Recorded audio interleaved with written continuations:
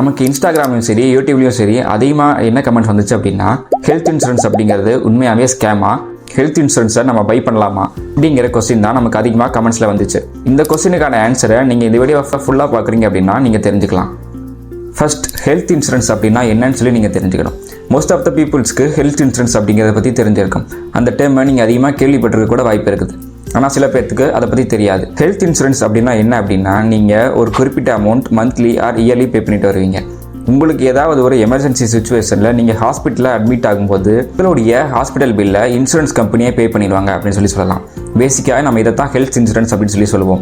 இவ்வளோ பெனிஃபிட்ஸ் இருக்கக்கூடிய health insurance பிளான்ஸை இந்தியாவில் வெறும் 37% பீப்புள்ஸ் மட்டும்தான் எடுத்திருக்காங்க. இந்த 37% அப்படிங்கிறது 2021 கணக்குப்படி.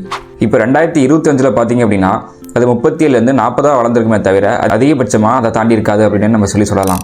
நீங்கள் ஹெல்த் இன்சூரன்ஸை ஸ்கேமா இல்லையா அப்படின்னு சொல்லி தெரிஞ்சுக்கிறதுக்கு முன்னாடி ஹெல்த் இன்சூரன்ஸ் கம்பெனிஸ் எப்படி ரெவன்யூ மேக் பண்ணுறாங்க அப்படிங்கிறத தெரிஞ்சுக்கணும். இந்த கம்பெனிக்கு 2 விதத்தில் ரெவன்யூ வருது அப்படின்னு சொல்லலாம். முதல்ல என்ன அப்படின்னா, நீங்கள் பே பண்ணுற ப்ரீமியம்ஸ். அதாவது நீங்கள் ஹெல்த் இன்சூரன்ஸுக்காக நீங்கள் ஒரு குறிப்பிட்ட ப்ரீமியம் இயர்லி அல்லது மந்த்லி பே பண்ணுவீங்க. இந்த ப்ரீமியம்ஸ் வழியாகவும் அவங்களுக்கு ரெவன்யூ வரும். ஸோ ரெண்டாவது மெத்தட் என்ன அப்படின்னா, நீங்கள் கொடுக்குற ப்ரீமியம்ஸை டைரெக்டாக தூக்கி என்ன பண்ணுவாங்க அப்படின்னா இன்வெஸ்ட் பண்ண ஆரம்பிப்பாங்க. ஸோ அந்த இன்வெஸ்ட் பண்ணுறது வழியாக அவங்களுக்கு சில ரிட்டர்ன்ஸ் கிடைக்கும். இந்த ரிட்டர்ன்ஸில் இருந்தும் அவங்களுக்கு ரெவன்யூ வரும். ஸோ இதுதான் பேசிக்காக 2 ரெவன்யூ மெத்தட் அப்படின்னு சொல்லலாம்.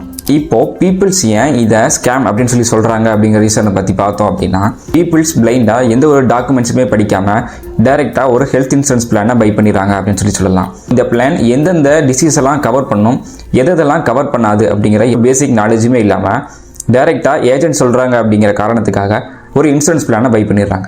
திரும்ப அதை போய் ஒரு எமர்ஜென்சி டைமில் கிளைம் பண்ணும்போது அந்த கிளைம் ரிஜெக்ட் ஆகிடுது. ஏன் அப்படின்னா, இவங்க எந்த டிசீஸ்க்காக கிளைம் அப்ளை பண்ணுறாங்களோ அந்த டிசீஸ் அந்த பிளானில் கவரே ஆகிருக்காது அப்படின்னு சொல்லுவாங்க. இந்த மாதிரி ரீசன்ஸ்னால ரிஜெக்ட் ஆகும்போது பீப்புள்ஸுக்கு ஹெல்த் இன்சூரன்ஸ் மேலே ஒரு ட்ரஸ்ட் வரவே மாட்டேங்குது அப்படின்னு சொல்லலாம். ஸோ இந்த காரணத்துக்காகவே ஹெல்த் இன்சூரன்ஸை ஸ்கேம் அப்படின்னு சொல்கிறாங்க அப்படின்னு சொல்லலாம். ஆனால் உண்மையாகவே ஹெல்த் இன்சூரன்ஸ் அப்படிங்கிறது அப்படி ஒர்க் ஆகிறது கிடையாது. ஸோ ஹெல்த் இன்சூரன்ஸை நீங்கள் நல்லதாக பார்த்து சூஸ் பண்ணி ஒரு கரெக்டான ரீசனுக்காக நீங்கள் அப்ளை பண்ணுறீங்க அப்படின்னா, அதுவும் நல்ல கம்பெனிஸில் எடுத்து நீங்கள் அப்ளை பண்ணுறீங்க அப்படின்னா கண்டிப்பாக உங்களுக்கு செட்டில்மெண்ட் ஆகும் அப்படின்னு நம்ம சொல்லலாம். ஸோ நம்ம பீப்புள் சொல்கிற மாதிரி கண்டிப்பாக ஹெல்த் இன்சூரன்ஸ் அப்படிங்கிறது ஸ்கேம்லாம் கிடையவே கிடையாது. அது மட்டும் இல்லாமல் கண்டிப்பாக நீங்கள் இன்ஃப்ளேஷன் அப்படிங்கிற டாப்பிக்கே கேள்விப்பட்டிருப்பீங்க. ஸோ இன்ஃப்ளேஷன் இந்தியாவில் கிட்டத்தட்ட 3-6% இருக்குது அப்படின்னு சொல்லுவாங்க.